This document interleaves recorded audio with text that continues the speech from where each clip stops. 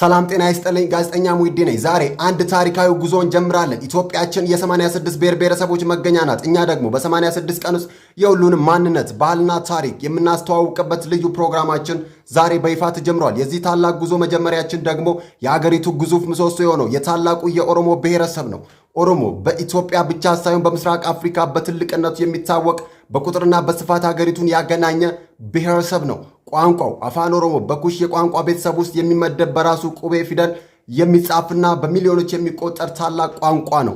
ስለ ኦሮሞ ሲነሳ ዓለም የሚያደንቀው ጥንታዊ የገዳ ስርዓት ቀዳሚው ነው። ይህ በዩኔስኮ የተመዘገበው የማይዳሰስ ቅርስ ነው።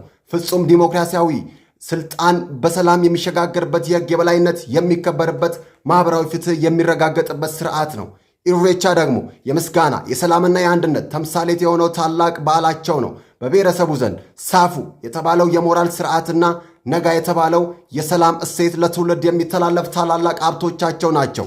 ነገር ግን የኦሮሞ ውበት ያለው በተለያዩ ክፍለ ሀገራቱና ልዩነት ውስጥ ነው። የቦረናው ገዳ ስርዓት ጥንታዊነት፣ የአርሲው ደማቅ ባህላዊ አልባሳት፣ የወለጋው ቡና ባህልና የትምህርት ፍቅር፣ የጉጂው የማዕድንና የከብት እርባታ ሀብት፣ የሸዋው የኢሬቻ ባህል ማዕከልነትና የመስተጋብር ጥበብ፣ የባሌው የተፈጥሮ ውበትና የእንግዳ ተቀባይነት ባህል፣ የሐረርጌው ልዩ የንግድና የቃና ባህል፣ እንዲሁም የወሎ የተለያዩ እምነትና ባህል ተቻችሎ የመኖር ተምሳሌትነት፣ ሁሉም የየራሳቸው ቀለምና ለዛ ይዘው የታላቁ የኦሮሞ ሕዝብ ውበት ያሳያሉ። አመጋገብ ረገድም እንዲሁም ከቦረና የወተት ውጤቶች እስከ ወለጋው ሐረርጌው ልዩ ቡና፣ ከባህላዊ ጩኮ፣ ጨጨብሳና ቦረና ዲንቃ ድረስ የተለያዩ ጣፋጭ ምግቦች አሏቸው። በአልባሳትም በጥበብ የተሰሩና በደማቅ ቀለማት ጥቁር፣ ቀይ፣ ነጭ ያጌጡ ልብሶቻቸው ማንነታቸውን ይገልጻሉ።